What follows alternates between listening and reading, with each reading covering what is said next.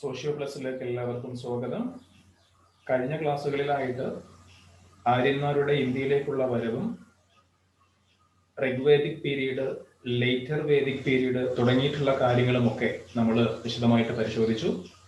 അപ്പൊ അതിന്റെ തുടർച്ചയായിട്ട് ഏറ്റവും അവസാനത്തെ ക്ലാസ്സിൽ നമ്മൾ പറഞ്ഞു വെച്ചത് ലേറ്റർ വേദിക് പീരീഡിൽ സമൂഹത്തിൽ ചില പുതിയ മാറ്റങ്ങൾ ഉണ്ടാവാൻ തുടങ്ങി, ചില പുതിയ വിശ്വാസങ്ങൾ കടന്നു വരാൻ തുടങ്ങി.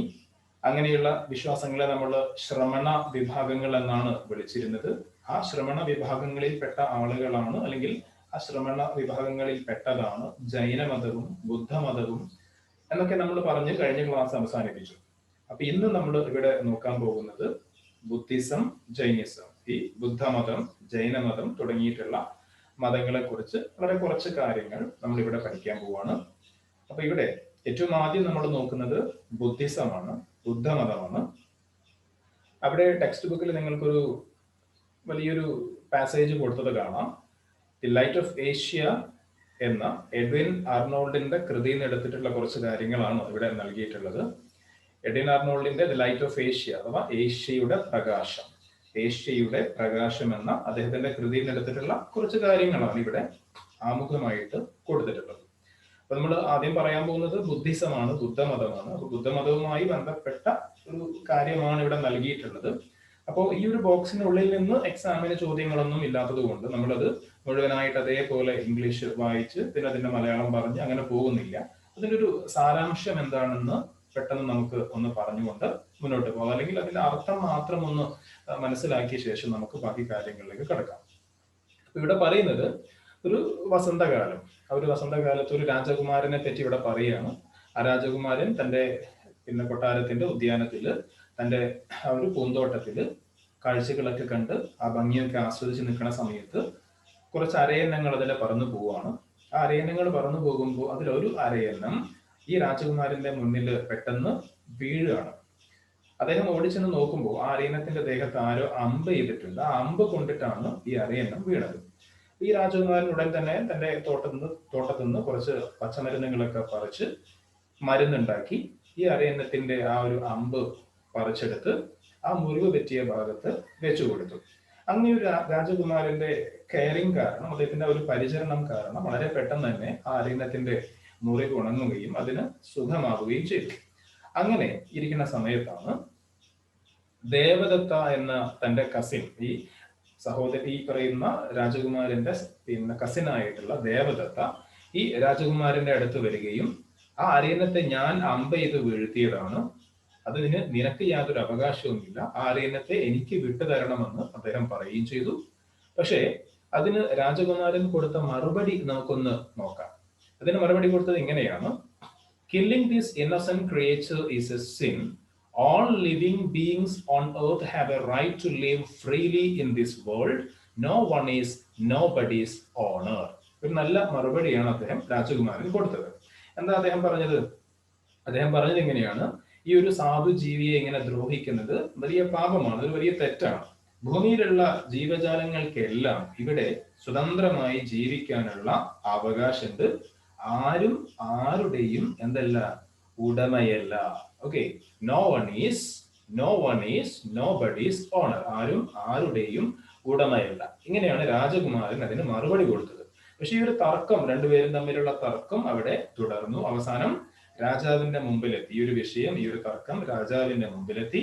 രാജാവ് രണ്ടാളുകളുടെയും വാദങ്ങളൊക്കെ കേട്ട ശേഷം രാജാവ് പറഞ്ഞു, The savior owns more right than the slayer, so the prince is its honor. രാജാവ് എന്താ പറഞ്ഞത്? The savior owns more right than the slayer. സംരക്ഷിച്ചത് ആരാണോ അയാൾക്കാണ് ശിക്ഷിക്കുന്നവനേക്കാൾ അധികാരം എന്നാണ് രാജാവ് പറഞ്ഞത്.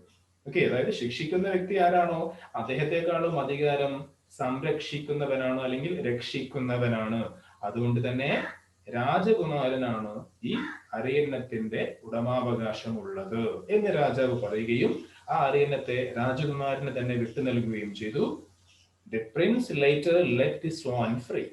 എന്നാൽ രാജകുമാരൻ എന്ത് ചെയ്തു? അതിനെ കൂട്ടിലിട്ടോ? ഇല്ല. അദ്ദേഹം ആ അരയന്നത്തെ പിന്നീട് അതിന്റെ അസുഖമൊക്കെ പൂർണ്ണമായും ഭേദമായതോടെ ആ അരയന്നത്തെ സ്വതന്ത്രമായി വിട്ട് നൽകുകയാണെങ്കിൽ സ്വതന്ത്രമായി ആര്യനത്തെ പറത്തിവിടുകയാണ് ചെയ്തത്. അപ്പോ ഇങ്ങനൊരു കഥ ഇവിടെ പറയാനുള്ള കാരണം എന്താ നമുക്ക് നോക്കാം. അപ്പോൾ ഈ ഒരു കഥ നമ്മൾ എടുത്തത് എവിടെ നിന്നാണ്? ദി ലൈറ്റ് ഓഫ് ഏഷ്യ, ഏഷ്യയുടെ പ്രകാശം എന്ന എഡ്വിൻ ആർണോൾഡിന്റെ കൃതിയിൽ നിന്നെടുത്തിട്ടുള്ള വാക്കുകളാണ്, വരികളാണ്. അപ്പോൾ നമ്മൾ ഈ ഒരു സംഭവം വായിച്ചു. What is the moral of this story?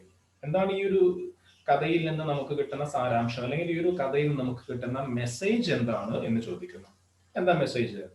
The story tells us the need to be compassionate to all living beings. എല്ലാ ജീവികളോടും നമ്മൾ കരുണ കാണിക്കണം, എല്ലാ ജീവികളോടും നമ്മൾ കരുണ കാണിക്കണം എന്നുള്ള ഒരു മെസ്സേജ് ഈ ഒരു പാഠഭാഗത്ത് നിന്ന്, ഈ ഒരു വായിച്ച പാസേജിൽ നിന്ന് നമുക്ക് കിട്ടുന്നുണ്ട്. ദിസ് കൺസെപ്റ്റ് ഈസ് കോൾഡ് അഹിംസ. ആ ഒരു ആശയത്തിന് വിളിക്കുന്ന പേരാണെന്ത്? അഹിംസ. ഓക്കെ, എല്ലാ ജീവികളോടും നമ്മൾ കരുണ കാണിക്കുക, ആരെയും ഉപദ്രവിക്കാതിരിക്കുക, എല്ലാവരോടും സ്നേഹം കാണിക്കുക, എല്ലാവരോടും നമ്മുടെ കെയറിങ് നൽകുക, എല്ലാത്തിനോടും നമ്മുടെ കെയറിങ് നൽകുക. അതിനൊക്കെ നമ്മൾ ഒറ്റ വാക്ക് വിളിക്കുകയാണെങ്കിൽ അതിന് എന്ത് പറയാം? അഹിംസ എന്ന് പറയാം. ആ ഒരു കൺസെപ്റ്റിനെ നമുക്ക് അഹിംസ എന്ന് പറയാം. അഹിംസ എന്ന് പറയുമ്പോൾ നോൺ വയലൻസ് ആണ്. ഇംഗ്ലീഷിൽ നമുക്ക് നോൺ വയലൻസ് എന്ന് പറയാം. പക്ഷെ അഹിംസ എന്ന് പറയുമ്പോൾ ഒരുപാട് അർത്ഥങ്ങളിലേക്ക് വ്യാപിച്ചു കിടക്കുന്ന ഒരു കാര്യമാണ്. ഓക്കെ, ഒരാളെ ഉപദ്രവിക്കുക, ശാരീരികമായിട്ട് നമ്മൾ ഒരു വ്യക്തിയെ ഉപദ്രവിക്കാതിരിക്കുക മാത്രമല്ല അഹിംസ, മാനസികമായിട്ടും ഒക്കെ. ഇപ്പൊ ഒരു വ്യക്തിയെ പറ്റി നമ്മൾ മോശം കാര്യങ്ങൾ ചിന്തിക്കുകയാണെങ്കിൽ അത് അഹിംസയിൽ വരില്ല. ഒരു വ്യക്തിയെ കുറിച്ച് നമ്മൾ, അല്ലെങ്കിൽ ഒരു വ്യക്തിയോട് നമ്മൾ നല്ല രൂപത്തിൽ പെരുമാറുന്നു, അദ്ദേഹത്തിന് ശാരീരികമായിട്ട് യാതൊരു ബുദ്ധിമുട്ടും ഇല്ലാത്ത രൂപത്തിൽ നമ്മൾ അദ്ദേഹവുമായിട്ട് പെരുമാറുന്നു, പക്ഷേ അയാളെ പറ്റി നമ്മൾ മോശമായത് ചിന്തിക്കുന്നുണ്ടെങ്കിൽ, അയാൾക്ക് എന്തെങ്കിലുമൊക്കെ നഷ്ടങ്ങൾ ഉണ്ടാവണമെന്ന്, ബുദ്ധിമുട്ടുണ്ടാവണമെന്ന് നമ്മൾ ആഗ്രഹിക്കുന്നുണ്ടെങ്കിൽ അതൊന്നും എന്തല്ല? അഹിംസയല്ല. അപ്പൊ അഹിംസ എന്ന് പറയുമ്പോൾ ഒരാളെ ശാരീരികമായിട്ട് വേദനിപ്പിക്കാതിരിക്കൽ മാത്രമല്ല, മാനസികമായും അദ്ദേഹത്തിന് നമ്മൾ പിന്തുണ കൊടുക്കണം. അദ്ദേഹത്തിന്റെ രക്ഷ, അദ്ദേഹത്തിന്റെ സമാധാനം, അദ്ദേഹത്തിന് സുഖമുണ്ടാവണം, അദ്ദേഹത്തിന് സമാധാനം ഉണ്ടാവണം, അദ്ദേഹത്തിന് ഐശ്വര്യം ഉണ്ടാവണം എന്നൊക്കെ നമ്മൾ വിചാരിക്കുന്നുണ്ടെങ്കിൽ അതാണെന്ത്? അഹിംസ. ഓക്കെ, അപ്പൊ ഏതായാലും the story tells us the need to be compassionate to all living beings. This concept is called അഹിംസ. അപ്പൊ അഹിംസ എന്ന് പറയുന്ന ഒരു കൺസെപ്റ്റ് ഈ ഒരു നമ്മളിപ്പോ വായിച്ചിട്ടുള്ള ഈ ഒരു പാസേജിൽ പിന്നെ അടങ്ങിയിട്ടുണ്ട്. അല്ലെങ്കിൽ ആ ഒരു പാസേജിന്റെ അർത്ഥം എന്ന് പറയുന്നത്, അതിൽ നമുക്ക് കിട്ടുന്ന സാരാംശം എന്ന് പറയുന്നത് എല്ലാ ജീവികളോടും കരുണ കാണിക്കണം എന്നുള്ള ഒരു മെസ്സേജ് ആണ്. അതിന്റെ പേരാണ് അഹിംസ. The prince in the story is none other than the Sri Buddha, who propagated the concept of ahimsa. ഇവിടെ നമ്മൾ പറഞ്ഞിട്ടുള്ള രാജകുമാരൻ ആരാണ്? ഇവിടെ നമ്മൾ പറഞ്ഞിട്ടുള്ള രാജകുമാരൻ മറ്റാരുമല്ല, നമ്മളിപ്പോ പഠിക്കാൻ പോകുന്ന ബുദ്ധമതത്തിന്റെ സ്ഥാപകനായ ശ്രീബുദ്ധനാണ്. ഓക്കെ, അതൊരു കെട്ടുകഥ മാത്രമല്ല. ശ്രീബുദ്ധൻ രാജകുമാരനായിരുന്നു. അതായത് ഒരു വലിയ രാജ്യം ഭരിക്കേണ്ട, അടുത്ത രാജാവാവേണ്ട വ്യക്തിയായിരുന്നു. ആ കൊട്ടാരവും സൗഭാഗ്യങ്ങളും സമ്പത്തും എല്ലാം ഉപേക്ഷിച്ചുകൊണ്ട് അദ്ദേഹം അഹിംസയുടെ പാതയിലേക്ക് കടന്നു വന്നിട്ടുള്ള ഒരു വ്യക്തിത്വമാണ് ശ്രീബുദ്ധൻ എന്ന് പറയുന്നത്. അദ്ദേഹത്തിന്റെ കാലശേഷം അദ്ദേഹത്തിന്റെ അനുയായികൾ അദ്ദേഹത്തെ ഒരു ദൈവമായിട്ട് കണ്ടു. അദ്ദേഹത്തിന്റെ ബിംബങ്ങളൊക്കെ ഉണ്ടാക്കി ആരാധിക്കാൻ തുടങ്ങി. പക്ഷേ അദ്ദേഹം ഒരിക്കലും ബിംബാരാധനയെ പ്രോത്സാഹിപ്പിച്ചിരുന്നില്ല എന്നുകൂടി നമ്മൾ ഇവിടെ മനസ്സിലാക്കാം. ബുദ്ധൻ ഒരിക്കലും ബിംബാരാധന നടത്തിയിരുന്നില്ല. ബിംബാരാധനയെ, വിഗ്രഹങ്ങളെ ആരാധിക്കുന്നതിന് എതിർത്ത വ്യക്തിയായിരുന്നു ശ്രീബുദ്ധൻ. എന്നാൽ ബുദ്ധൻ മരണപ്പെട്ട് കഴിഞ്ഞപ്പോൾ ബുദ്ധന്റെ പ്രതിമകൾ ലോകത്ത് എമ്പാടും ഉണ്ടാവുകയും ബുദ്ധനെ, അദ്ദേഹത്തിന്റെ പ്രതിമകൾ ഉണ്ടാക്കി അദ്ദേഹത്തിന്റെ അനുയായികൾ ആരാധിക്കാൻ തുടങ്ങുകയൊക്കെ ചെയ്തു. ഓക്കെ, അപ്പൊ അങ്ങനെയുള്ള ഒരു വൈരുദ്ധ്യം അവിടെ കിടക്കുന്നുണ്ട്. അപ്പൊ എന്ത് തന്നെയായാലും ശ്രീബുദ്ധനാണ് നമ്മളിപ്പോ ഇവിടെ വായിച്ചിട്ടുള്ള ഈ കഥയിലെ രാജകുമാരൻ. അപ്പൊ അദ്ദേഹമാണ് അഹിംസ എന്നുള്ള ഒരു ആശയം ലോകത്ത് ഇത്രത്തോളം പ്രചരിപ്പിച്ച ഒരു വ്യക്തി. മഹാത്മാഗാന്ധി അഹിംസയുടെ ഒരു പ്രവാചകനായിട്ട് അറിയപ്പെടുന്ന വ്യക്തിയാണ്. മഹാത്മാഗാന്ധിക്ക് അഹിംസ എന്ന് പറയുന്ന ഒരു കൺസെപ്റ്റ് കിട്ടിയിട്ടുള്ളത് ശ്രീബുദ്ധനിൽ നിന്നാണ്, അല്ലെങ്കിൽ ബുദ്ധിസത്തിൽ നിന്നും ജൈനിസത്തിൽ നിന്നൊക്കെയാണ് അഹിംസ എന്ന ഒരു കൺസെപ്റ്റ് ഗാന്ധിജി കടം കൊള്ളുന്നത് അല്ലെങ്കിൽ സ്വീകരിക്കുന്നത്. ഇവിടെ ബുദ്ധന്റെ ഒരു വാചകം ഇവിടെ കൊടുത്തിട്ടുണ്ട്, ഒരു കോട്ട് കൊടുത്തിട്ടുണ്ട്. I don't know, or I do not know the mystery of God, but I know the mystery of man. Shri ബുദ്ധ. എന്താ ബുദ്ധൻ പറയുന്നത്? എനിക്ക് ദൈവത്തിന്റെ വലിയ രഹസ്യങ്ങളെ കുറിച്ചൊന്നും ധാരണയില്ല, അല്ലെങ്കിൽ ദൈവത്തിന്റെ നിഗൂഢതകളോ രഹസ്യങ്ങളോ ഒന്നും എനിക്കറിയില്ല. പക്ഷെ എന്തറിയാം? But I know the mystery of മാൻ.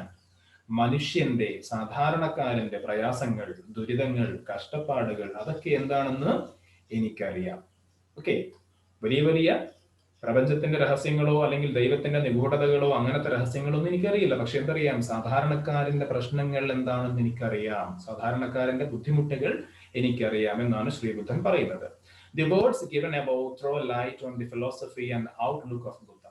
ഈ വാക്കുകളിൽ നിന്ന് തന്നെ വ്യക്തമാണ് അദ്ദേഹത്തിന്റെ കാഴ്ചപ്പാടുകളും അദ്ദേഹത്തിന്റെ തത്വങ്ങളും അദ്ദേഹത്തിന്റെ ആശയങ്ങളൊക്കെ എത്തരത്തിലുള്ളതാണ് എന്ന് നമുക്ക് ഈ ഒരു വാക്കുകളിൽ നിന്ന് തന്നെ വ്യക്തമാണ്. What all can you make out from this? അപ്പൊ ഈ ഒരു പറഞ്ഞ കാര്യത്തിൽ നിന്ന്, ബുദ്ധന്റെ ഈ ഒരു കോട്ടിൽ നിന്ന് നമുക്ക് എന്തൊക്കെ കാര്യങ്ങൾ മനസ്സിലാക്കാം എന്നാണ് ചോദിക്കുന്നത്. അവിടെ ഒരു പോയിന്റ് നൽകിയിട്ടുണ്ട്, gave importance to human beings. ബുദ്ധൻ ആർക്കാ പ്രാധാന്യം കൊടുക്കുന്നത്? ഇമ്പോർട്ടൻസ് ടു ഹ്യൂമൻ ബീയിങ്സ്, അതായത് മനുഷ്യന് പ്രാധാന്യം നൽകി, അല്ലെ? അതായത് വിശ്വാസത്തെക്കാൾ ദൈവത്തെക്കാളൊക്കെ മനുഷ്യനാണ് കൂടുതൽ ഇമ്പോർട്ടൻസ് അദ്ദേഹം കൊടുത്തത്. അതേപോലെ തന്നെ നമുക്ക് വേറെന്ത് പറയാം? He try to understand the problems of the people. ജനങ്ങളുടെ പ്രശ്നങ്ങൾ അറിയാൻ വേണ്ടി അദ്ദേഹം ശ്രമിച്ചിട്ടുണ്ട്. ഓക്കെ, ജനങ്ങളുടെ പ്രശ്നങ്ങൾ മനസ്സിലാക്കുന്ന ഒരു വ്യക്തിയായിരുന്നു, ജനങ്ങളുടെ പ്രശ്നങ്ങൾ അറിയാൻ വേണ്ടി ശ്രമിച്ചിട്ടുള്ള ഒരു സാധാരണക്കാരെ പോലെ ചിന്തിച്ചിട്ടുള്ള വ്യക്തിയായിരുന്നു. അപ്പൊ അങ്ങനെയുള്ള കുറച്ച് കാര്യങ്ങളൊക്കെ നമുക്ക് ഈ ഒരു കോട്ടിൽ നിന്ന് മാത്രമായിട്ട് കിട്ടും. എക്സാമിലേക്ക് ആവശ്യമുള്ള പോയിന്റ്സ് അല്ല എന്നുകൂടി ഓർക്കാം. പിന്നെ the philosophy of Buddhism was very much in tune with the agrarian economic setup that had grown up in 6th century BCE. അതായത് BCE 6-ാം നൂറ്റാണ്ടിൽ ഉണ്ടായി വന്നിട്ടുള്ള, വളർന്നു വന്നിട്ടുള്ള കാർഷിക സമ്പദ് വ്യവസ്ഥയ്ക്ക്, അഗ്രേറിയൻ ഇക്കണോമിക് സെറ്റപ്പിന്, കാർഷിക സമ്പദ് വ്യവസ്ഥയ്ക്ക് അനുയോജ്യമായതായിരുന്നു ഈ ബുദ്ധമതത്തിന്റെ തത്വങ്ങൾ. ഓക്കെ, BCE 6-ാം നൂറ്റാണ്ടിൽ വളർന്നു വന്നിട്ടുള്ള ആ ഒരു അന്നത്തെ സമൂഹത്തിൽ ഉണ്ടായിരുന്ന ആ ഒരു അഗ്രേറിയൻ ഇക്കണോമിക് സെറ്റപ്പ്, കാർഷിക സമ്പദ് വ്യവസ്ഥയ്ക്ക് അനുകൂലമായിക്കൊണ്ട് അല്ലെങ്കിൽ അതിനോട് ചേർന്ന് പോകുന്ന തരത്തിലുള്ള ആശയങ്ങളാണ്, ഫിലോസഫിയാണ് ബുദ്ധമതം മുന്നോട്ട് വെച്ചത്. And the most important of the tenets was ahimsa. ഈ ബുദ്ധമതത്തിന്റെ ഏറ്റവും പ്രധാനപ്പെട്ട ആശയം എന്താണ് എന്ന് ചോദിച്ചാൽ അത് നമ്മൾ നേരത്തെ പറഞ്ഞിട്ടുള്ള അഹിംസ എന്നുള്ള കൺസെപ്റ്റ് ആണ്, ആശയമാണ്. The most important of the tenets was ahimsa. അദ്ദേഹത്തിന്റെ അല്ലെങ്കിൽ ബുദ്ധമതത്തിന്റെ ആശയങ്ങളിൽ ഏറ്റവും ഇമ്പോർട്ടന്റ് ഏതാണ്?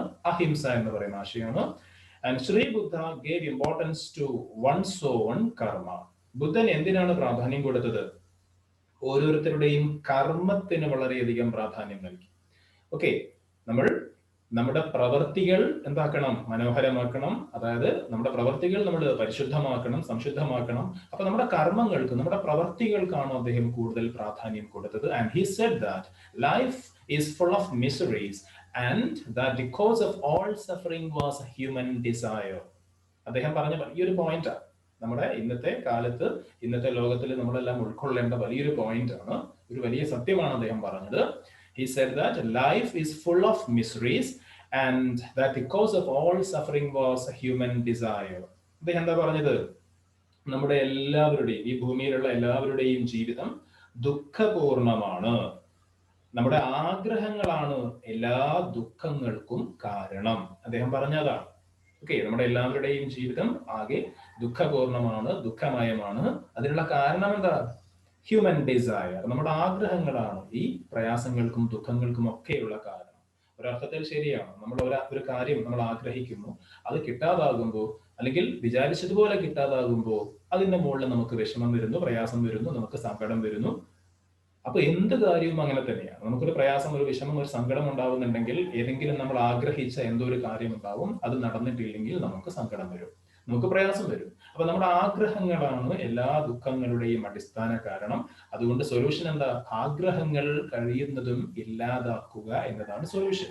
ഓക്കെ, അതിവിടെ പറയുന്നില്ല, പക്ഷെ ബുദ്ധമത തത്വങ്ങൾ നമ്മൾ പിന്നീട് പഠിക്കുമ്പോൾ നമുക്ക് മനസ്സിലാവും. He stated that prayers and rituals or practices of any kind would never put an end to this suffering. അദ്ദേഹം പറയുന്നു, പ്രാർത്ഥനകൾ കൊണ്ടോ അല്ലെങ്കിൽ യാഗങ്ങൾ കൊണ്ടോ അങ്ങനത്തെ അനുഷ്ഠാനങ്ങൾ കൊണ്ടോ ഒന്നും നമ്മുടെ ആഗ്രഹങ്ങൾക്ക് ഒരു ഫുൾ സ്റ്റോപ്പ് ഇടാൻ നമുക്ക് സാധിക്കില്ല. ഓക്കെ, പ്രേയേഴ്സിനോ റിച്വൽസിനോ അങ്ങനെയുള്ള പ്രാക്ടീസസിനോ മതകർമ്മങ്ങൾക്കോ അനുഷ്ഠാനങ്ങൾക്കോ പ്രാർത്ഥനകൾക്കോ ഒന്നും നമ്മുടെ ദുഃഖങ്ങൾക്ക് ഒരു അറുതി വരുത്താൻ കഴിയില്ല. Hence rather than ritualistic practices, അതുകൊണ്ട് തന്നെ ഈ പിന്നെ അനുഷ്ഠാനങ്ങൾക്കുപരിയായിട്ട്, മതകർമ്മങ്ങളും അനുഷ്ഠാനങ്ങളൊക്കെ ഉണ്ടല്ലോ, അപ്പൊ അതിനേക്കാളൊക്കെ ഉപരിയായിട്ട് Buddha gave importance to the moral lives of people. അദ്ദേഹം കൂടുതൽ പ്രാധാന്യം കൊടുത്ത എന്തിനാ? മോറൽ ലീവ്സ് ഓഫ് പീപ്പിൾ എന്ന് വെച്ചാൽ ഒരു ധാർമ്മിക ജീവിതം നമ്മളെല്ലാവരും നയിക്കണം. നമ്മുടെ ജീവിതമെല്ലാം എങ്ങനെയായിരിക്കണം? ഒരു ധാർമ്മിക ജീവിതമായിരിക്കണം. സത്യത്തിന്റെ മാർഗത്തിലുള്ള, തിന്മകളൊന്നും ചെയ്യാത്ത സത്യസന്ധമായ ഒരു നല്ല ജീവിതം, ധാർമ്മികതയിൽ അധിഷ്ഠിതമായിട്ടുള്ള ജീവിതം നമ്മൾ ജീവിക്കണം. അങ്ങനെ ആയാൽ നമ്മുടെ പ്രയാസങ്ങളൊക്കെ ഇല്ലാതാവും എന്നാണ് അദ്ദേഹം പറയുന്നത്. Buddhism spread fast within and outside India. വളരെ പെട്ടെന്ന് തന്നെ ബുദ്ധമതം ഇന്ത്യയിലും ഇന്ത്യക്ക് പുറത്തും വളരെ പെട്ടെന്ന് എന്തായി? പ്രചരിച്ചു. ഒരുപാട് വിശ്വാസികൾ അതിലേക്ക് വന്നു. ഒരുപാട് ആളുകൾ ആ മതം വിശ്വസിച്ചുകൊണ്ട് രംഗത്ത് വന്നു. The Tripitakas written in Pali language comprise the main tenets of Buddhism. ബുദ്ധമതത്തിന്റെ ആശയങ്ങളൊക്കെ ഉൾക്കൊള്ളുന്ന പ്രധാനപ്പെട്ട ഗ്രന്ഥമാണ് ഇത് ത്രിപിടക എന്ന് പറയുന്നത്. അതായത് ഇപ്പോ ഇസ്ലാം മതത്തിന് ഖുർആൻ, അതേപോലെ ഹിന്ദു മതത്തിന് ഭഗവത്ഗീത, ക്രിസ്ത്യാനിറ്റിക്ക് ബൈബിൾ എന്നൊക്കെ പറയുന്നത് പോലെ ബുദ്ധമതത്തിന്റെ പരിശുദ്ധ ഗ്രന്ഥം ഏതാണെന്ന് ചോദിച്ചാൽ അതിന്റെ പേരാണ് ത്രിപിടക. ഓക്കെ, അത് പാലി ഭാഷയിലാണ് എഴുതപ്പെട്ടത്, പാലി ലാംഗ്വേജിൽ എഴുതപ്പെട്ടതാണ്. ഇതിൽ ഈ ബുദ്ധമതവുമായി ബന്ധപ്പെട്ട അവരുടെ പ്രധാനപ്പെട്ട തത്വങ്ങളും ആശയങ്ങളും എല്ലാം ഉൾക്കൊണ്ടിട്ടുള്ള ഒരു പുസ്തകമാണ്.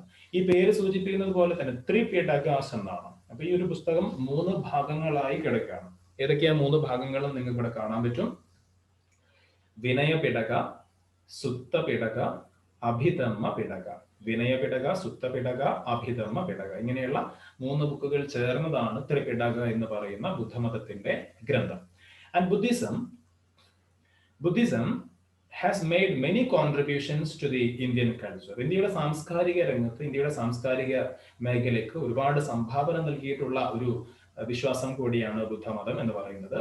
And the administrative system of the sanghas which were formed for spreading Buddhism helped the growth of democratic and value oriented awareness in the society. അതായത് ബുദ്ധമതം പ്രചരിപ്പിക്കാൻ വേണ്ടി അവര് ബുദ്ധമത സന്യാസികളുടെ സംഘങ്ങൾ, ബുദ്ധമത സന്യാസികളുടെ സംഘങ്ങൾ ഉണ്ടാക്കിയിട്ടുണ്ട്. സംഘം എന്ന് പറയുമ്പോൾ നമുക്കറിയാം ഒരു ഗ്രൂപ്പ് എന്നാണ്, പക്ഷെ ആ ഗ്രൂപ്പിനെ അവർ വിളിച്ചത് സംഘ എന്ന് തന്നെയാണ്. അപ്പൊ the administrative system of the Sanghas, അപ്പൊ ഈ ബുദ്ധമതം പ്രചരിപ്പിക്കാൻ വേണ്ടി അവർ തയ്യാറാക്കി ഫോം ചെയ്തിട്ടുള്ള, രൂപീകരിച്ചിട്ടുള്ള ഈ സംഘങ്ങളുടെ ഭരണരീതി എന്ന് പറയുന്നത് which were formed for spreading Buddhism, ബുദ്ധമതം പ്രചരിപ്പിക്കാൻ വേണ്ടി ഉണ്ടാക്കിയതാണ് ഈ സംഘങ്ങൾ. അപ്പൊ അവരുടെ ഭരണരീതി, പ്രവർത്തന രീതി എന്ന് പറയുന്നത് ഡെമോക്രാറ്റിക് വേ ഓഫ് ഫങ്ഷനിങ് ആണ്, അല്ലെങ്കിൽ ജനാധിപത്യ രീതിയിലുള്ള പ്രവർത്തനങ്ങളായിരുന്നു ഈ സംഘങ്ങളുടെ പ്രവർത്തനങ്ങൾ. അപ്പൊ അതൊക്കെ പിൽക്കാലത്ത് ഇന്ത്യയുടെ സാമൂഹിക രംഗത്ത് ഒരുപാട് സ്വാധീനം ചെലുത്തുകയുണ്ടായി. ജനാധിപത്യ രീതിയിലുള്ള ഭരണക്രമമൊക്കെ ഇന്ത്യൻ സാമൂഹിക രംഗത്തേക്ക് കടന്നു വരാൻ ഈ സംഘങ്ങളുടെ പ്രവർത്തനങ്ങൾ കാരണമായിട്ടുണ്ട്. ജനാധിപത്യ ബോധവും അതേപോലെ മൂല്യബോധവും ഒക്കെ നമ്മുടെ സമൂഹത്തിൽ കൊണ്ടുവരാൻ ഇങ്ങനെയുള്ള ബുദ്ധമത സംഘങ്ങൾക്ക് സാധിച്ചിട്ടുണ്ട്, സംഘങ്ങളുടെ പ്രവർത്തനങ്ങൾക്ക് സാധിച്ചിട്ടുണ്ട്. For spreading Buddhism many caves, chaityas or temples, viharas or monasteries and pillars were built. ഈ പറയുന്ന ബുദ്ധമതത്തിന്റെ പ്രചാരണത്തിന്റെ ഭാഗമായിട്ട്, ബുദ്ധമതം കൂടുതൽ ആളുകളിലേക്ക് പ്രചരിപ്പിക്കുന്നതിന്റെ ഭാഗമായിട്ട് അവരെന്തൊക്കെ ഉണ്ടാക്കിയിട്ടുണ്ട്? അവര് ഒരുപാട് ഗുഹകൾ ഉണ്ടാക്കി, കേവ്സ്, ചൈത്യാസ് അല്ലെങ്കിൽ ക്ഷേത്രങ്ങൾ ഉണ്ടാക്കി, വിഹാരാസ് ഓർ മൊണാസ്ട്രീസ്. എന്താ വിഹാര അല്ലെങ്കിൽ മൊണാസ്ട്രി എന്ന് പറഞ്ഞാൽ സന്യാസി മഠങ്ങൾ എന്നൊക്കെ പറയാം നമുക്ക് മൊണാസ്ട്രീസിനെ. അപ്പൊ അങ്ങനെയുള്ള വിഹാരങ്ങൾ ഉണ്ടാക്കി. ആൻഡ് പില്ലേഴ്സ് എന്ന് പറയുകയാണെങ്കിൽ വലിയ തൂണുകൾ, സ്തംഭങ്ങൾ എന്ന് പറയും. ഇവിടെ നിങ്ങൾ കാണുന്നത് സാരനാഥ് പില്ലർ എന്നുള്ള ഒരു ചിത്രം നിങ്ങൾ ഇവിടെ കാണുന്നുണ്ട്. ഉത്തർപ്രദേശിലെ സാരനാഥ് സ്തംഭം അശോക ചക്രവർത്തിയുടെ കാലത്ത് നിർമ്മിക്കപ്പെട്ടതാണ്. ഈ സാരനാഥിലെ സ്തംഭത്തിൽ നിന്നാണ് നമ്മുടെ ദേശീയ മുദ്ര എടുത്തിട്ടുള്ളത് എന്നൊക്കെ നമ്മൾ ചെറിയ ക്ലാസ്സിൽ മനസ്സിലാക്കിയിട്ടുണ്ട്. അപ്പോൾ ഇങ്ങനെയുള്ള സ്തംഭങ്ങളും ഗുഹകളും ചൈത്യങ്ങളും വിഹാരങ്ങളും ഒക്കെ ഈ ബുദ്ധമതം പ്രചരിപ്പിക്കുന്നതിന്റെ ഭാഗമായിട്ട് രാജ്യത്തിന്റെ പല ഭാഗത്തും, രാജ്യത്തിന് പുറത്തും മറ്റു രാജ്യങ്ങളിലും ഒക്കെ അക്കാലത്ത് നിർമ്മിക്കപ്പെട്ടിട്ടുണ്ട്. And these are evidences for the progress in the field of art and architecture. അപ്പൊ ഈ നിർമ്മിതികളൊക്കെ എന്തിന്റെ കൂടി തെളിവാണ്? These are the evidences for the progress in the field of art and architecture. ആർട്ടിലും ആർക്കിടെക്ചറിലും, അതായത് കലയിലും വാസ്തുവിദ്യയിലുമൊക്കെ അക്കാലത്തെ ജനങ്ങൾ കൈവരിച്ച നേട്ടങ്ങൾക്കുള്ള ഉദാഹരണം കൂടിയാണ് ഈ നിർമ്മിതികളൊക്കെ. ഓക്കെ, അതൊക്കെ ഉണ്ടാക്കാൻ അത്യാവശ്യം എന്ത് വേണം? കരവിരുത് വേണം, നല്ല കൃത്യമായിട്ട് നല്ല പരിശീലനവും നല്ല അറിവും നല്ല സാങ്കേതികത്വവും ഒക്കെ വേണം. അപ്പൊ അതൊക്കെ അന്നത്തെ കാലത്ത് ഉണ്ടായിരുന്നു, ജനങ്ങൾക്ക് ഉണ്ടായിരുന്നു എന്നതിനുള്ള തെളിവ് കൂടിയാണ് ഈ പറയുന്ന സ്ഥാപനങ്ങളും ഈ പറയുന്ന നിർമ്മിതികളും ഒക്കെ എന്ന് മനസ്സിലാക്കാം. പിന്നെ ഇവിടെ അടുത്ത പേജിലേക്ക് വരുമ്പോൾ Buddhism also played a major role in promoting trade and cultural relations between India and neighboring countries. അതായത് ഇന്ത്യയുടെയും അതേപോലെ അയൽ രാജ്യങ്ങളുടെയും ഒക്കെ, ഇന്ത്യയും അയൽ രാജ്യങ്ങളും തമ്മിലുള്ള കച്ചവട സാംസ്കാരിക ബന്ധങ്ങൾ വളർത്തുന്നതിൽ ബുദ്ധമതം വലിയൊരു പങ്ക് വഹിച്ചിട്ടുണ്ട്. Okay, Buddhism also played a major role in promoting trade and cultural relations between India and neighboring countries. ഇന്ത്യയും ഇന്ത്യയുടെ അയൽ രാജ്യങ്ങളും തമ്മിൽ, മറ്റു വിദേശ രാജ്യങ്ങളും തമ്മിൽ കച്ചവട ബന്ധങ്ങൾ അതേപോലെ സാംസ്കാരിക ബന്ധങ്ങൾ വളർത്തുന്നതിൽ ഒരു വലിയ പങ്ക് ബുദ്ധമതത്തിന് അല്ലെങ്കിൽ ബുദ്ധമതം വഹിച്ചിട്ടുണ്ട്. Countries like Myanmar, Japan, China, Sri Lanka, Java and Sumatra became the main centers of Buddhism. ഈ രാജ്യങ്ങളിലൊക്കെ, ഈ പറഞ്ഞ രാജ്യങ്ങളിലൊക്കെ ബുദ്ധമതം വളരെ പെട്ടെന്ന് പ്രചരിച്ചിട്ടുണ്ട്, അല്ലെങ്കിൽ പടർന്നിട്ടുണ്ട്, അല്ലെങ്കിൽ ഒരുപാട് ആളുകൾ ആ മതത്തിലേക്ക് കടന്നു വന്നിട്ടുണ്ട്. ഏതൊക്കെയാണ്? Myanmar, Japan, China, Sri Lanka, Java and Sumatra. Okay, അപ്പൊ ഇന്ത്യയാണ് ഈ ബുദ്ധമതത്തിന്റെയും ജൈനമതത്തിന്റെയും ഒക്കെ സോഴ്സ്, അല്ലെങ്കിൽ അതിന്റെ ഉറവിടം. അത് രൂപപ്പെട്ടത് എവിടെയാണ്? അത് ഇന്ത്യയിലാണ്. ഇന്ത്യയിൽ നിന്നും ഈ പറയുന്ന രാജ്യങ്ങളിലേക്കൊക്കെ അതെന്തായി പടർന്നു. പിന്നെ the Buddhist viharas played an important role in the progress of education in India. നമ്മൾ നേരത്തെ പറഞ്ഞു അവർ ചൈത്യാസ് അതേപോലെ വിഹാരാസ് പിന്നെ കേവ്സ് ഒക്കെ ഉണ്ടാക്കിയെന്ന് പറഞ്ഞു. അപ്പൊ അങ്ങനെ അവർ ഉണ്ടാക്കിയിട്ടുള്ള ഈ ബുദ്ധിസ്റ്റ് വിഹാരങ്ങൾ, ഓക്കെ, ബുദ്ധിസ്റ്റ് വിഹാരങ്ങൾ അല്ലെങ്കിൽ മൊണാസ്ട്രീസ്, അത് നമ്മുടെ രാജ്യത്തിന്റെ വിദ്യാഭ്യാസത്തിന്റെ വളർച്ചയ്ക്ക് ഒരു വലിയ പങ്ക് വഹിച്ചിട്ടുണ്ട് എന്നാണ് പറയുന്നത്. The universities of Nalanda, Taxila or Takshashila and Vikramashila were key centers of education and Buddhist teachings. ബുദ്ധമതം പ്രചരിച്ച ഈ ഒരു കാലഘട്ടത്തിൽ ലോകത്തെമ്പാടും പ്രശസ്തമായിട്ടുള്ള പ്രധാനപ്പെട്ട ചില 3 യൂണിവേഴ്സിറ്റികളാണ്. ഓക്കെ, ഇന്ത്യയിലുണ്ടായ ലോകത്തെമ്പാടും പ്രശസ്തി നേടിയിട്ടുള്ള പ്രധാനപ്പെട്ട 3 യൂണിവേഴ്സിറ്റികളാണ് Nalanda university, Takshashila or Taxila university, Vikramashila university. അപ്പൊ ഈ പറഞ്ഞ 3 യൂണിവേഴ്സിറ്റികളും this were the key centres of education and Buddhist teachings. വിദ്യാഭ്യാസത്തിന്റെയും അതേപോലെ ബുദ്ധമത പഠനത്തിന്റെയും, ഓക്കെ, ബുദ്ധമത പഠനത്തിന്റെയും അതേപോലെ തന്നെ വിദ്യാഭ്യാസത്തിന്റെ മൊത്തത്തിലുള്ള ഒരു അല്ലെങ്കിൽ കേന്ദ്രങ്ങളായിരുന്നു ഈ പറഞ്ഞിട്ടുള്ള യൂണിവേഴ്സിറ്റികൾ. ആദ്യകാല അല്ലെങ്കിൽ പ്രാചീന കാലത്ത് ഈ ഒരു കാലഘട്ടത്തിലെ ലോകത്ത് തന്നെ ഏറ്റവും പ്രശസ്തമായിട്ടുള്ള 3 യൂണിവേഴ്സിറ്റികളാണ്. ഈ പറഞ്ഞതിൽ തക്ഷശില യൂണിവേഴ്സിറ്റി ലോകത്തിലെ തന്നെ ഏറ്റവും പഴക്കം ചെന്ന യൂണിവേഴ്സിറ്റി ആയിട്ട് കണക്കാക്കപ്പെടുന്നു. അപ്പൊ ഇതൊക്കെ ഈ ഒരു ബുദ്ധമതത്തിന്റെ വളർച്ചയെ സഹായിച്ചിട്ടുണ്ട് എന്നുകൂടി നമ്മൾ മനസ്സിലാക്കുക. എന്നാൽ ഗ്രാജുവലി, ബുദ്ധമതവുമായി ബന്ധപ്പെട്ട ലാസ്റ്റ് പോയിന്റ് ആണ്, gradually Buddhism started to decline in its motherland. മാതൃരാജ്യമായ ഇന്ത്യയിൽ ബുദ്ധമതം കുറച്ചു കഴിഞ്ഞപ്പോൾ ഇറ്റ് സ്റ്റാർട്ടഡ് ടു ഡിക്ലൈൻ, അത് ക്രമേണ ക്ഷയിക്കാൻ തുടങ്ങി, തകരാൻ തുടങ്ങി. Buddhist teachings and ideologies failed to receive much support from the later rulers. അതിനുള്ള ഒന്നാമത്തെ കാരണം എന്താ? ഒന്നാമത്തെ കാരണം പറയുന്നത്, ഈ ബുദ്ധമതം പ്രചരിക്കാനുള്ള പ്രധാനപ്പെട്ട ഒരു കാരണം രാജാക്കന്മാരുടെ, ഓരോ രാജ്യങ്ങളിലുമുള്ള ഓരോ പ്രദേശത്തുമുള്ള രാജാക്കന്മാരുടെ സപ്പോർട്ടായിരുന്നു ബുദ്ധമതം പ്രചരിക്കാനുള്ള ഒരു പ്രധാന കാരണം. പല സ്ഥലങ്ങളിൽ ഇപ്പോൾ അശോക ചക്രവർത്തിയെ പോലെയൊക്കെയുള്ള രാജാക്കന്മാർ ബുദ്ധമതം പ്രചരിപ്പിക്കാൻ ഒരുപാട് പണം ചെലവഴിച്ച, ഒരുപാട് അദ്ദേഹത്തിന്റെ ജീവിതം തന്നെ മാറ്റിവെച്ചിട്ടുള്ള വ്യക്തികളാണ്. അപ്പൊ അങ്ങനെയുള്ള രാജാക്കന്മാരുടെ പിന്തുണ കൊണ്ടായിരുന്നു ബുദ്ധമതം വളരെ പെട്ടെന്ന് പല പ്രദേശങ്ങളിലേക്കും വ്യാപിച്ചത്. എന്നാൽ പിന്നീട് വന്ന ഭരണാധികാരികളിൽ പലർക്കും ബുദ്ധമതത്തോട് വേണ്ടത്ര ഒരു താല്പര്യം തോന്നിയില്ല എന്നതാണ് ഒരു പ്രധാന കാരണം. Okay, Buddhist teachings and ideologies failed to receive much support from the later rulers. പിന്നീട് വന്ന പല ഭരണാധികാരികളും ബുദ്ധമത ആശയങ്ങളെ വേണ്ടത്ര ഉൾക്കൊള്ളാൻ തയ്യാറായില്ല, അവരുടെ പിന്തുണ കൊടുക്കാൻ തയ്യാറായില്ല. Moreover, Buddhism lost its grandeur when it was split into 2 sects like Mahayana Buddhism and Hinayana Buddhism. രണ്ടാമത് മറ്റൊരു കാരണം പറയുന്നത് ബുദ്ധമതം കുറച്ചു കാലം കഴിഞ്ഞപ്പോൾ എന്തായി, രണ്ട് വിഭാഗങ്ങളായി പിരിഞ്ഞു, സ്പ്ലിറ്റ് ചെയ്തു. ഏതൊക്കെയാണ്? Mahayana Buddhism, Hinayana Buddhism. Mahayana and Hinayana, ഇങ്ങനെ രണ്ട് വിഭാഗമായിട്ട് ബുദ്ധമതം സ്പ്ലിറ്റ് ചെയ്തതും ഭിന്നിച്ചതും എന്തിനു കാരണമായി? ബുദ്ധമതത്തിന്റെ തകർച്ചക്ക് കാരണമായി. ആൻഡ് ഒരു പോയിന്റ് കൂടി പറയുന്നു, the revival of Vedic religion adversely affected the progress of Buddhism. ബുദ്ധമതത്തിന്റെ വളർച്ചയെ പ്രതികൂലമായി ബാധിച്ചിട്ടുള്ള മറ്റൊരു കാരണം എന്താ പറയുന്നത്? The revival of Vedic religion, അതായത് വേദമതത്തിന്റെ, വൈദിക മതത്തിന്റെ പുനരുദ്ധാനം അല്ലെങ്കിൽ അതിന്റെ പോരായ്മ. നമ്മൾ നേരത്തെ പറഞ്ഞു 6-ാം നൂറ്റാണ്ടില് വേദമതത്തിലെ അല്ലെങ്കിൽ ബ്രാഹ്മണിക്കൽ ഡോമിനൻസിനെതിരെ രംഗത്ത് വന്നിട്ടുള്ള പുതിയ ചിന്തകളാണ്, ചിന്താധാരകളാണ് നമ്മുടെ ശ്രമണ വിഭാഗങ്ങൾ എന്ന് വിളിക്കുന്നത്. ആ ശ്രമണരിൽപ്പെട്ടവരാണ് ബുദ്ധമതം, ജൈനമതം എന്നൊക്കെ നമ്മൾ പറഞ്ഞു, ചാർവാക ആജീവികന്മാരും ഒക്കെ നമ്മൾ പറഞ്ഞു.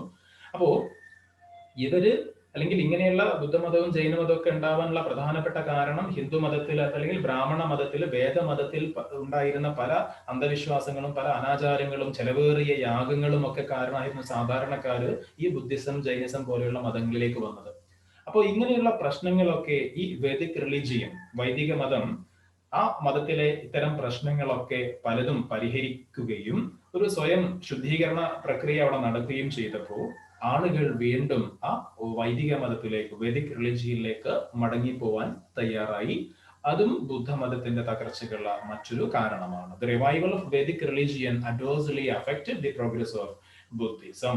വൈദിക മതത്തിന്റെ പുനരുദ്ധാനം ബുദ്ധമതത്തിന്റെ വളർച്ചയെ പ്രതികൂലമായി ബാധിച്ചു. ഓക്കെ, അപ്പൊ ഇത്രയും കാര്യങ്ങളാണ് ബുദ്ധമതവുമായി ബന്ധപ്പെട്ടുകൊണ്ട് നമ്മുടെ ടെക്സ്റ്റ് ബുക്കിൽ പഠിക്കാനുള്ളത്.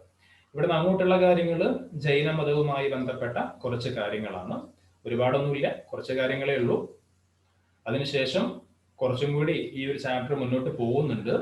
അപ്പൊ ഏതായാലും ബുദ്ധമതത്തിന്റെ പ്രധാനപ്പെട്ട കാര്യങ്ങളൊക്കെ നമ്മൾ നോക്കിക്കഴിഞ്ഞു. ഇനി വളരെ പെട്ടെന്ന് തന്നെ നമുക്ക് ഇതിലേക്ക് കിടക്കാം, ജൈനമതത്തിലേക്ക് കിടക്കാം. ഇവിടെ അടുത്ത പാരഗ്രാഫ് ശ്രദ്ധിക്കുക. Vardhamana Mahavira, A contemporary of Shri Buddha propagated Jainism. ആരാണ് ജൈനമതത്തിന്റെ പ്രധാനപ്പെട്ട വക്താവ്? ശ്രീബുദ്ധന്റെ സമകാലികനായിരുന്ന വ്യക്തി തന്നെയാണ്. അതായത് ബുദ്ധൻ, ശ്രീബുദ്ധന്റെ അതേ കാലഘട്ടത്തിൽ തന്നെ ജീവിച്ചിട്ടുള്ള Vardhamana Mahavira. Okay, contemporary of Sri Buddha എന്ന് പറയുമ്പോൾ ശ്രീബുദ്ധന്റെ സമകാലികൻ, അദ്ദേഹത്തിന്റെ അതേ കാലത്ത് ജീവിച്ചിരുന്ന വ്യക്തി എന്നർത്ഥം. അപ്പൊ വർദ്ധമാന മഹാവീരയാണ് ജൈനമതം പ്രൊപ്പഗേറ്റ് ചെയ്യുന്നത്. ജൈനമതം പ്രചരിപ്പിച്ചതാരാണ്? ഈ വർദ്ധമാന മഹാവീരയാണ്. അപ്പൊ അദ്ദേഹത്തിന്റെ സ്റ്റാച്യു കാണാം. അപ്പൊ പെട്ടെന്ന് നമുക്ക് രണ്ടും ഒരേപോലെ തോന്നും. ശ്രീബുദ്ധന്റെ സ്റ്റാച്യൂയും അതേപോലെ മഹാവീരന്റെ സ്റ്റാച്യു ഒക്കെ പെട്ടെന്ന് കാണുമ്പോൾ നമുക്ക് ഒരേപോലെ തോന്നും. അപ്പൊ വർദ്ധമാന മഹാവീരയാണ് അത് ഇവിടെ പിന്നെ ജൈനമതം പ്രചരിപ്പിച്ചിട്ടുള്ള വ്യക്തി. According to the beliefs of the Jains there are 24 tirthankaras. ഈ ജൈനമത വിശ്വാസ പ്രകാരം അവർക്ക് 24 തീർത്ഥങ്കരന്മാരുണ്ട്. അതായത് പ്രവാചകന്മാർ എന്നൊക്കെ വേണമെങ്കിൽ നമുക്ക് പറയാം. ഓക്കെ, ജൈനമതത്തിൽ 24 തീർത്ഥങ്കരന്മാരുണ്ട്. ആ 24 തീർത്ഥങ്കരന്മാരിൽ ഈ നമ്മളിപ്പോ പറഞ്ഞിട്ടുള്ള വർദ്ധമാന മഹാവീര എന്ന് പറയുന്നത് എത്രാമത്തെ ആളാണ്? ഏറ്റവും അവസാനത്തെ 24ാമത്തെ. Mahavira was the 24th tirthankara. 24 തീർത്ഥങ്കരന്മാരിൽ 24ാമത്തെ തീർത്ഥങ്കരനാണ് മഹാവീരൻ. And Jainism also led great importance on ahimsa. Ahimsa എന്ന ആശയത്തിന് ഒരുപാട് പ്രാധാന്യം കൊടുത്തിട്ടുള്ള മതമാണ് ഈ ജൈനമതവും എന്ന് മനസ്സിലാക്കുക. The teachings of Jainism condemned all sorts of harm meted to humans or living beings. എന്താ ഇവിടെ പറയുന്നത്? മനുഷ്യനെയോ മറ്റ് ഏതൊരു മനുഷ്യന് മാത്രമല്ല, മനുഷ്യനെയോ അല്ലെങ്കിൽ മറ്റ് ജീവജാലങ്ങളെയോ ഒക്കെ ഹിംസിക്കുന്നത് അല്ലെങ്കിൽ ഉപദ്രവിക്കുന്നത് ജൈനമതം പാടെ എതിർത്തു. ഒരു ജീവിയെയും നമ്മൾ വേദനിപ്പിക്കാൻ പാടില്ല എന്നായിരുന്നു ജൈനമതത്തിന്റെ ആശയം. കുറച്ചുകൂടി എക്സ്ട്രീം അഹിംസ എന്ന് വേണമെങ്കിൽ പറയാം. അതായത് നടക്കുന്ന സമയത്ത് പോലും ഈ ജൈനമത സന്യാസികള് നടക്കുമ്പോൾ പോലും ചെരുപ്പോ മറ്റോ ഉപയോഗിക്കാതെ വളരെ സൂക്ഷ്മതയോടുകൂടി നിലത്ത് നടക്കുന്ന വഴിയിൽ എന്തെങ്കിലുമൊക്കെ ചെറു ജീവികളെ കണ്ടാൽ, ഉറുമ്പിനെ പോലെയുള്ള ജീവികളെ കണ്ടാൽ പോലും അതിനൊക്കെ സൂക്ഷ്മതയോടുകൂടി മാറ്റി ഒന്നിനെയും ഉപദ്രവിക്കാതെ അത്രയും ശ്രദ്ധിച്ചുകൊണ്ട് നടന്നിരുന്ന ആ രൂപത്തിൽ അഹിംസയുടെ എക്സ്ട്രീം ലെവൽ സ്വീകരിച്ചിരുന്ന ആളുകളാണ് എന്ന് പറയാറുണ്ട്. അപ്പൊ അത്രത്തോളം സൂക്ഷ്മതയോടുകൂടി ജീവിച്ചിരുന്ന ആളുകളാണ് ജൈനമതത്തിലെ സന്യാസികളൊക്കെ. അപ്പോ മനുഷ്യനെ മാത്രമല്ല ഒരു ജീവിയെയും നമ്മൾ ഉപദ്രവിക്കരുത് എന്നാണ് അവർ പറയുന്നത്. And as in Buddhism, Jainism was also against Vedic practices and caste system. ഈ ബുദ്ധമതം പോലെ തന്നെ ജൈനമതവും എന്തിനെ എതിർത്തിട്ടുണ്ട്? Vedic practices. അതായത് നമ്മൾ നേരത്തെ പറഞ്ഞല്ലോ, ഈ വേദമതവുമായി ബന്ധപ്പെട്ട, വൈദിക മതവുമായി ബന്ധപ്പെട്ട, അല്ലെങ്കിൽ ബ്രാഹ്മണിക്കൽ ഡോമിനൻസുമായി ബന്ധപ്പെട്ട, ബ്രാഹ്മണ മേധാവിത്വവുമായി ബന്ധപ്പെട്ട പല ആചാരങ്ങളെയും അനുഷ്ഠാനങ്ങളെയും, ജാതി സമ്പ്രദായം, ബ്രാഹ്മണ, ക്ഷത്രിയ, വൈശ്യ, ശൂദ്ര, അങ്ങനെയുള്ള വിഭജനത്തെയും ഒക്കെ ജൈനമതവും ബുദ്ധമതവും ഒരുപോലെ എതിർത്തിട്ടുണ്ട്. Jainism brought radical changes in Indian society. Indian സാമൂഹിക രംഗത്ത്, സാമൂഹിക ജീവിതത്തിൽ വളരെ സുപ്രധാനമായിട്ടുള്ള മാറ്റങ്ങൾ കൊണ്ടുവന്നിട്ടുണ്ട് ജൈനമതം. Mahavira advised the people to lead right life by following the principles of right belief, right knowledge and right action. നല്ലൊരു പോയിന്റ് ആണ്. അതായത് മഹാവീര, ഈ പറഞ്ഞ Vardhamana Mahavira, he advised the people, ജനങ്ങളെ ഉപദേശിച്ചു. എന്തിന്? ടു ലീഡ് റൈറ്റ് ലൈഫ്, ഒരു ശരിയായ ജീവിതം നയിക്കാൻ വേണ്ടി അദ്ദേഹം ജനങ്ങളെ ഉപദേശിച്ചു. ആ ശരിയായ ജീവിതം നമുക്ക് എങ്ങനെ കിട്ടുക? റൈറ്റ് ലൈഫ് നമുക്ക് എങ്ങനെ ഉണ്ടാവുക? By following the principles of right belief, ശരിയായ വിശ്വാസം നമുക്ക് വേണം. റൈറ്റ് നോളജ്, ശരിയായിട്ടുള്ള നോളജ്, അറിവ് നമുക്ക് വേണം. ആൻഡ് റൈറ്റ് ആക്ഷൻ, ശരിയായ പ്രവൃത്തി, നമ്മുടെ പ്രവൃത്തികളും എന്താവണം? ശരിയാവണം. നമ്മുടെ വിശ്വാസം ശരിയാവണം. നമ്മുടെ അറിവ്, നമ്മൾ പഠിക്കുന്നത് ശരിയാവണം. അപ്പൊ ഇങ്ങനെയുണ്ടെങ്കിൽ നമുക്ക് എന്ത് ചെയ്യാൻ പറ്റും? We can lead a right life, ഒരു ശരിയായ ജീവിതം, നേരായ ജീവിതം നമുക്ക് നയിക്കാൻ പറ്റുമെന്നാണ് മഹാവീരൻ പറയുന്നത്. The Jain saints were abstained from telling lies, killing, stealing and acquiring wealth. ശ്രദ്ധിക്കണം, എന്താ പറയുന്നത്? അതായത് ഓരോന്നിന്റെ മീനിങ് നോക്കുകയാണെങ്കിൽ, ടെല്ലിംഗ് ലൈസ് എന്താ? കളവ് പറയുക എന്നുള്ളതാണ്. അപ്പൊ കളവ് പറയുക, കില്ലിംഗ് കൊല്ലുക, ആളുകളെ കൊല്ലുക അല്ലെങ്കിൽ ജീവികളെ കൊല്ലുക. Stealing and acquiring wealth, stealing എന്ന് പറയുമ്പോൾ മോഷണമാണ്. അക്വയറിംഗ് വെൽത്ത്, പണം സമ്പാദിക്കുക. ഇതൊന്നും ആർക്ക് പറ്റില്ല? ഇതൊന്നും ജൈന സന്യാസിമാർക്ക് പറ്റില്ലായിരുന്നു, അല്ലെങ്കിൽ ജൈന സന്യാസിമാർക്ക് ഇതെല്ലാം നിഷേധിച്ചിരുന്നു. The Jain saints were abstained from telling lies, അവർക്ക് കളവ് പറയാൻ പറ്റില്ല. കില്ലിംഗ്, ഒരാളെയും ഒന്നിനെയും കൊല്ലാൻ പറ്റില്ല. സ്റ്റീലിംഗ്, ഒന്നും മോഷ്ടിക്കാൻ പറ്റില്ല. ആൻഡ് അക്വയറിംഗ് വെൽത്ത്, ഒരു സാധനം, അല്പം പോലും പണം സമ്പാദിക്കാനും പറ്റില്ല. They followed celibacy in life, ജീവിതത്തിൽ ബ്രഹ്മചര്യം അനുഷ്ഠിക്കേണ്ടവരായിരുന്നു അവർ.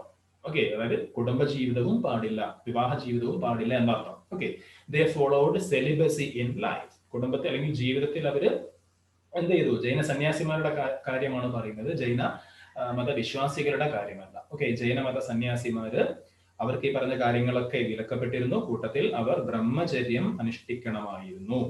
സെലിബസി എന്ന് പറയുമ്പോൾ ബ്രഹ്മചര്യം.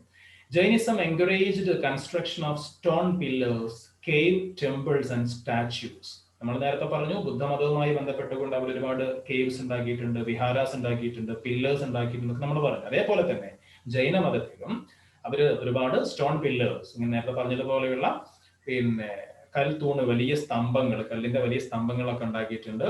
കേവ് ടെമ്പിൾസ്, ഗുഹാക്ഷേത്രങ്ങൾ. ശ്രദ്ധിക്കണം, ഓക്കെ, ബുദ്ധമതത്തെക്കാൾ കൂടുതൽ കേവ് ടെമ്പിൾസിന്, ഗുഹാക്ഷേത്രങ്ങൾക്ക് വലിയ പ്രാധാന്യം കൊടുത്തിരുന്ന, അല്ലെങ്കിൽ അത്തരത്തിൽ ഒരുപാട് കേവ് ടെമ്പിൾസ്, ഗുഹാക്ഷേത്രങ്ങൾ ഉണ്ടാക്കിയിരുന്ന ഒരു വിഭാഗമാണ് ജൈനമതം.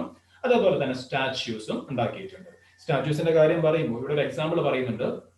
The best example for this is the statue of Gomateshwar in Shravanabelagola in Karnataka. കർണാടകയിലെ ശ്രാവണബെൽഗോള എന്ന് പറയുന്ന സ്ഥലത്ത് അവരുണ്ടാക്കിയിട്ടുള്ള ഒരു സ്റ്റാച്യൂ ഉണ്ട്. അതിന്റെ പേരാണ് ഗോമതേശ്വര പ്രതിമ. ഗോമതേശ്വര പ്രതിമ, അല്ലെങ്കിൽ അതിന് വേറൊരു പേര് കൂടി ഉണ്ട്. അതിന് ബാഹുബലി സ്റ്റാച്യൂ എന്നൊരു പേര് കൂടി അതിനുണ്ട്. നിങ്ങൾക്ക് ഇവിടെ ചിത്രം കാണാൻ പറ്റും. The separation of the followers, ആ സെന്റൻസിലേക്ക് പോകുന്നതിന് മുമ്പ് നമുക്ക് ആ ചിത്രം ഒന്ന് കാണാം. The statue of Gomateshwar. Okay, ഇതാണ് ആ ഒരു സ്റ്റാച്യൂ. ഗൂഗിളിലൊക്കെ സെർച്ച് ചെയ്താൽ ഒരുപാട് അതിന്റെ വീഡിയോസും അതേപോലെ ചിത്രങ്ങളൊക്കെ കാണാൻ പറ്റും. ഇതിന്റെ പ്രത്യേകത എന്ന് പറഞ്ഞാൽ ലോകത്തിലെ തന്നെ ഏറ്റവും വലിയ മൊണോലിത്തിക് സ്റ്റാച്യൂ ആണ്. ലോകത്തിലെ തന്നെ ഏറ്റവും വലിയ മൊണോലിത്തിക് സ്റ്റാച്യൂ. മൊണോ എന്ന് പറഞ്ഞാൽ എന്താ? സിംഗിൾ, വൺ എന്നുള്ള അർത്ഥമാണ്. ലിത്ത് എന്ന് പറഞ്ഞാൽ കല്ല്. സോ മൊണോലിത്തിക് സ്റ്റാച്യൂ എന്ന് പറയുമ്പോൾ ഒരൊറ്റ കല്ലിൽ തീർത്ത ലോകത്തിലെ തന്നെ ഏറ്റവും വലിയ ശില്പമാണ് ഈ ഗോമതേശ്വർ പ്രതിമ എന്നാണ് പറയുന്നത്. ഓക്കെ, ഇത് കർണാടകയിലെ ശ്രാവണബെൽഗോള എന്ന് പറയുന്ന സ്ഥലത്താണ് അപ്പോൾ ഇത് ജൈനമതവുമായി ബന്ധപ്പെട്ട ഒരു സ്റ്റാച്യു ആണ് എന്ന് കൂടി മനസ്സിലാക്കാം. Okay, then the separation of the followers of the Jainism into Shvetambaras and Digambaras resulted in the decline of the religion. നമ്മൾ നേരത്തെ പറഞ്ഞു ബുദ്ധമതം തകരാനുള്ള ഒരു കാരണം ബുദ്ധമതം രണ്ടായി സ്പ്ലിറ്റ് ചെയ്തു, ഹീനയാന മഹായാന. അപ്പൊ അതേപോലെ തന്നെ ഈ ജൈന മതവും പിന്നീട് എന്തായി, അത് രണ്ട് വിഭാഗങ്ങളായിട്ട് പിരിഞ്ഞു. അതിലൊന്ന് ശ്വേതംബരന്മാർ എന്നറിയപ്പെടുന്നു, ശ്വേതംബരാസ്. രണ്ടാമത്തേത് ദിഗംബരന്മാർ, ദിഗംബരാസ് എന്നും അറിയപ്പെടുന്നു. അതെന്തിനു കാരണമായി? Result in the decline of the religion, ജൈനമതത്തിന്റെ തകർച്ചക്കുള്ള ഒരു കാരണമായിട്ട് മാറി.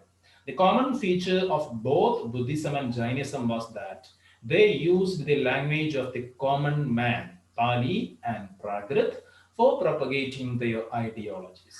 ഈ ബുദ്ധമതത്തിന്റെയും ജൈനമതത്തിന്റെയും രണ്ടിന്റെയും ഒരു പൊതുവായ പ്രത്യേകത പറയുകയാണ്, ഈ രണ്ട് കൂട്ടരും അവരുടെ മതം പ്രചരിപ്പിക്കാൻ വേണ്ടി എന്താ സ്വീകരിച്ചത്? സാധാരണക്കാരന്റെ ഭാഷയായിട്ടുള്ള പ്രാകൃത ഭാഷ, പാലി ഭാഷ ഒക്കെയാണ് ഉപയോഗിച്ചത്.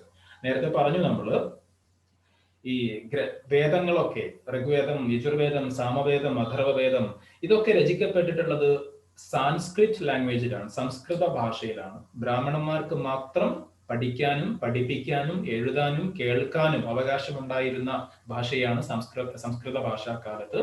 താഴ്ന്ന ജാതിയിൽപ്പെട്ടവർക്ക് എന്ത് പാടില്ല? ഈ ഭാഷ, സംസ്കൃത ഭാഷയിൽ എഴുതിയിട്ടുള്ള കാര്യങ്ങൾ വായിക്കാനോ അത് കേൾക്കാനോ പോലും പാടില്ലായിരുന്നു. അപ്പൊ അതുകൊണ്ട് തന്നെ ആ വേദങ്ങളിൽ എന്താണ് എന്ന് കൃത്യമായിട്ട് സാധാരണക്കാർക്ക് അറിയില്ല. ഓക്കെ, എന്നാൽ സാധാരണക്കാരന്റെ ഭാഷയായിട്ടുള്ള പാലി ഭാഷയും പ്രാകൃത ഭാഷയും ഉപയോഗിച്ചുകൊണ്ടാണ് ബുദ്ധനും മഹാവീരനും അവരുടെ ആശയങ്ങൾ ജനങ്ങളിലേക്ക് പ്രചരിപ്പിച്ചത്. അപ്പൊ സാധാരണക്കാരുടെ ഭാഷയായതുകൊണ്ട് തന്നെ വളരെ പെട്ടെന്ന് സാധാരണ ജനങ്ങളെ ഈ വിശ്വാസങ്ങളിലേക്ക് ആകൃഷ്ടരായി കൊണ്ടുവരാൻ, അല്ലെങ്കിൽ ഈ വിശ്വാസങ്ങളിലേക്ക് ആകർഷിക്കാൻ ഈ രണ്ടു പേർക്കും, ഈ രണ്ട് വിശ്വാസങ്ങൾക്കും സാധിക്കുകയും ചെയ്തു. ഓക്കെ, അപ്പോ വളരെ പ്രധാനപ്പെട്ട രണ്ട് കാര്യങ്ങൾ, ബുദ്ധിസം ആൻഡ് ജൈനിസം, രണ്ടും നമ്മളിപ്പോ നോക്കിക്കഴിഞ്ഞു. അതിന്റെ ഭാഗമായിട്ട് ഇവിടെ കുറച്ച് ചിത്രങ്ങൾ കൊടുത്തിട്ടുണ്ട്. ഇത് ബുദ്ധമതവുമായി ബന്ധപ്പെട്ടതാണോ ജൈനമതവുമായി ബന്ധപ്പെട്ടതാണോ എന്നൊക്കെ നിങ്ങളോട് കണ്ടെത്താൻ വേണ്ടി പറയുകയാണ്. വൈശാലി, ബോധ്ഗയ, ചില കേന്ദ്രങ്ങളെ പേരുകളും കൊടുത്തിട്ടുണ്ട് അല്ലെ. അതുപോലെ കുശിനഗർ, ലുംബിനി, പാവപുരി, സാരനാഥ്. അപ്പൊ ഇങ്ങനെയൊക്കെയുള്ള കുറച്ച് സ്ഥലങ്ങൾ ഇവിടെ കൊടുത്തിട്ടുണ്ട്. അപ്പൊ നമുക്ക് വളരെ പെട്ടെന്ന് അതും കൂടി ഒന്ന് പറഞ്ഞിട്ട് ഇന്നത്തെ ക്ലാസ് കൺക്ലൂഡ് ചെയ്യാം. അപ്പോ വൈശാലി എന്ന് പറയുന്നത് ഒരു ബുദ്ധമത കേന്ദ്രമാണ്, ബീഹാറിലുള്ള സ്ഥലമാണ് നിങ്ങൾ ഈ കാണുന്നത്. വൈശാലി എവിടെയാണ്? അത് ബുദ്ധിസവുമായി ബന്ധപ്പെട്ടതാണ്, ബീഹാറിലാണ്. ബോധ്ഗയ, അത് പേര് തന്നെ ഉണ്ട്, ബോധ്ഗയ, അതും എന്താണ്? ബുദ്ധമതവുമായി ബന്ധപ്പെട്ടതാണ്, അല്ലെങ്കിൽ ബുദ്ധന്റെ സ്റ്റാച്യു ആണ് അവിടെ കാണുന്നത്. അതും എവിടെയാണ്? ബീഹാറിൽ തന്നെയാണ്. ഇപ്പൊ വൈശാലി ആൻഡ് ബോധ്ഗയ രണ്ടും ബീഹാറാണ്, ബുദ്ധ മതമാണ്. പിന്നെ കുശിനഗർ എന്ന് കാണാൻ പറ്റും. കുശിനഗർ എന്ന് പറയുന്നത് ഉത്തർപ്രദേശിലാണ്, ബുദ്ധമത കേന്ദ്രം തന്നെയാണ്. ഓക്കെ, ഉത്തർപ്രദേശിലുള്ള ഒരു ബുദ്ധമത കേന്ദ്രമാണ് കുശിനഗർ. ലുംബിനി എന്ന് പറയുന്നത് അതും ബുദ്ധമതവുമായി ബന്ധപ്പെട്ടതാണ്, പക്ഷെ നമ്മുടെ രാജ്യത്തല്ല. അതെവിടെയാണ്? നേപ്പാളിലാണ്. ലുംബിനി നേപ്പാളിലാണ്. പിന്നെ ഇവിടെ സാരനാഥ് കാണാം. സാരനാഥ് എന്ന് പറയുന്നത് ഉത്തർപ്രദേശിലാണ്, ബുദ്ധമതവുമായി ബന്ധപ്പെട്ട കേന്ദ്രം തന്നെയാണ് ഇവിടെയും നമ്മൾ കാണുന്നത്. അപ്പൊ ഇതുവരെ നമ്മൾ പറഞ്ഞതൊക്കെ എന്താണ്? വൈശാലി, കുശിനഗർ, ബോധ്ഗയ, ലുംബിനി, സാരനാഥ്, ഇതൊക്കെ ബുദ്ധമതവുമായി ബന്ധപ്പെട്ടതാണ്. ഇവിടെ നമ്മൾ ഒന്ന് ബാക്കി വെച്ചിട്ടുണ്ട്, പാവപുരി. ഈ പാവപുരി മാത്രമാണ് ജൈനമതവുമായി ബന്ധപ്പെട്ടുകൊണ്ട് ഇവിടെ കൊടുത്ത ചിത്രങ്ങളിൽ ഉള്ളത്. അപ്പൊ എവിടെ ഈ പാവപുരി എന്ന് പറയുന്നത്? അത് ബീഹാറിലാണ്, ജൈനമതവുമായി ബന്ധപ്പെട്ട സ്ഥാപനമാണ് എന്ന് മനസ്സിലാക്കുക. ഓക്കെ, അപ്പോൾ ഇതോടുകൂടി ബുദ്ധ ജൈന മതങ്ങളുമായി ബന്ധപ്പെട്ട കാര്യങ്ങൾ, ടെക്സ്റ്റ് ബുക്കിലുള്ള കാര്യങ്ങളൊക്കെ നമ്മൾ പറഞ്ഞു കഴിഞ്ഞു. അടുത്ത ക്ലാസ്സിൽ നമ്മളൊരു പുതിയ ടോപ്പിക്കിലേക്ക് കടക്കും. ഇവിടെ കാണുന്നത് പോലെ മഹാജനപദാസ് എന്ന് പറയുന്ന ഒരു ഭാഗത്തേക്ക് നമ്മൾ പ്രവേശിക്കും. അതിനെപ്പറ്റി ഇപ്പൊ പറയുന്നില്ല, അടുത്ത ക്ലാസ്സിൽ നമുക്ക് തുടങ്ങാം. അപ്പോൾ തൽക്കാലം ഇതോടുകൂടി നമ്മൾ ഇന്നത്തെ ക്ലാസ് ഇവിടെ കൺക്ലൂഡ് ചെയ്യാണ്. വീഡിയോ വീണ്ടും കണ്ട് ഈ ഒരു പാഠഭാഗം ശരിക്കും ഉൾക്കൊള്ളുക വളരെ ഇമ്പോർട്ടന്റ് ആയിട്ടുള്ള ഒരു ഏരിയ ആണ് നമ്മളിപ്പോൾ പറഞ്ഞു കഴിഞ്ഞിട്ടുള്ളത്. ഓക്കെ, ശരി.